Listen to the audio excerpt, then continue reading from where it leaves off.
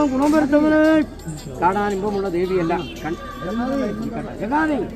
ആ ശ്രദ്ധയിൽപ്പെട്ടോ കേട്ടോ ചങ്ങാതി, സന്തോഷമായില്ലല്ലോ. ഒന്നുകൂടെ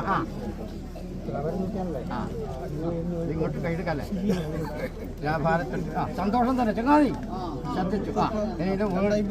വീഴ്ചകൾ വരുത്താതെ പരിപാലിക്കാം. ഏറെ ഒരു ഗുണം വരണം. ഗുണം സന്തോഷത്തിൽ അകതോഷം വരുത്തു കേട്ടോ. ഭരിച്ചു തന്നപ്പോൾ എന്തെങ്കിലും മൊഴി പറയാനുണ്ടോ? ജീവിത സന്തോഷമായിട്ടുണ്ടോ?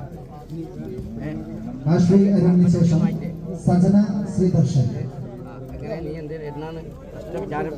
എങ്ങനെയാവണമെന്ന് വെച്ചിട്ടാ നീ കർമ്മിക്കാണ്ട് ഫലം കിട്ടണമെന്ന് ആഗ്രഹമൊന്നുമില്ലല്ലോ അല്ലേ? കർമ്മിച്ച ജോലി ചെയ്യാണ്ട് ഫലം കിട്ടാൻ ആഗ്രഹമുണ്ടോ? അങ്ങനെ കിട്ടൂലല്ലോ. പ്രവർത്തിച്ചാലേ ഫലം കിട്ടുക അല്ലേ? കർമ്മണി വാചികാര്യവും ആ ബലേഷവും കഥാചന കർമ്മിക്കാൻ നിങ്ങൾക്ക് അധികാരം. ഫലം തരേണ്ടത് മാതാപാദം. അതിൻ്റെ സർവ്വ വഴിക്കമ്മ ഉണ്ടായ പോലെ രോഗമില്ലാത്ത ശരീരവും ആത്മാവിലെ ധൈര്യവും ബുദ്ധിയും വിവേകത്തോടെ പ്രവർത്തിക്കാൻ അല്ലേ? സൗഹൃദങ്ങളോട് സന്തോഷം കാണുവാനുള്ള ഇടവരുത്തിയാൽ പോലെ മാതാവും പിതാവും ജീവിതത്തിൽ ഇപ്പോഴില്ലേ? ഇല്ലേ?